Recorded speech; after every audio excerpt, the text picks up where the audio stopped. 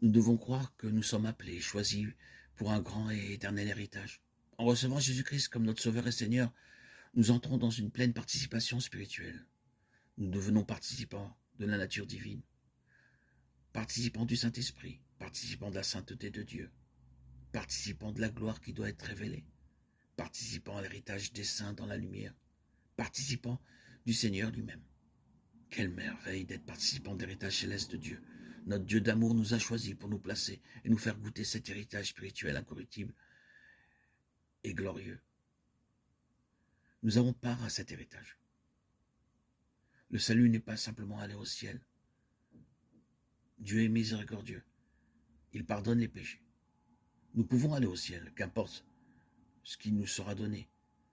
Même choisir une petite partie de l'héritage. Et avancer dans le monde. Malgré tout.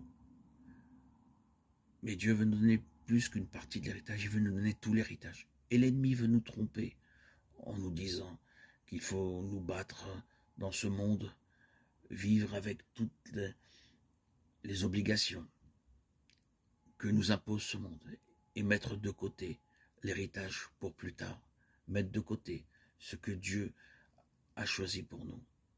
Dieu veut que nous vainquions ce monde et que nous héritions ces choses qu'il nous a promises.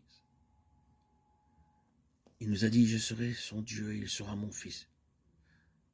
Apocalypse 21, 7. Si vous questionnez un enfant et vous lui dites qui est cet homme ou qui est cette femme, l'enfant qui tient la main de son père ou de sa mère répondra « c'est mon papa » ou « c'est ma maman ». Il connaît son héritage.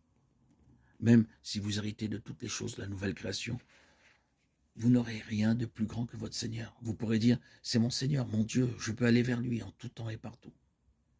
De cette manière, nous est donné un avant-goût du ciel sur cette terre. Au début de votre nouvelle vie, alors que vous priez à genoux, vous pouvez prier pour des choses terrestres.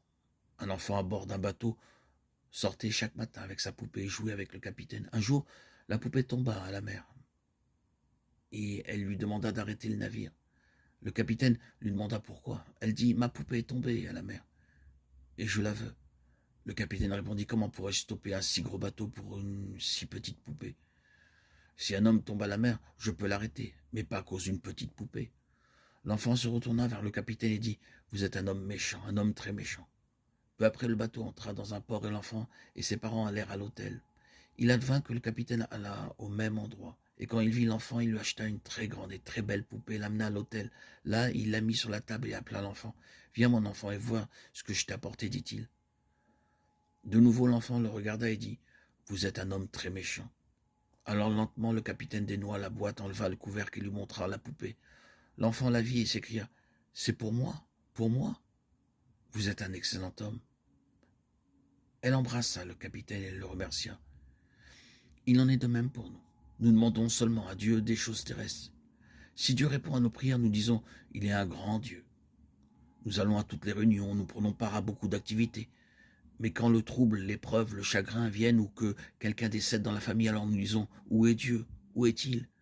Je n'irai plus aux réunions, je ne lui donnerai plus d'argent. Regardez, j'ai fait beaucoup de bonnes actions et cependant le Seigneur m'a envoyé de nombreuses épreuves. Il m'a abandonné et oublié. Est-ce vrai? Vous êtes ses enfants. Ses voix sont plus élevées que vos voix. Il vous a appelé à un héritage glorieux et céleste.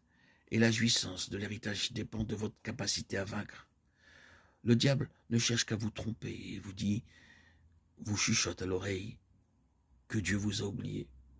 Dans Romains 8, 18, nous lisons que la question n'est pas de savoir combien grands et pénibles sont nos souffrances, car elles ne sont pas dignes d'être comparées avec la gloire qui sera révélée en nous et par nous. Nous devons croire dans nos cœurs que Dieu nous a appelés à son royaume glorieux.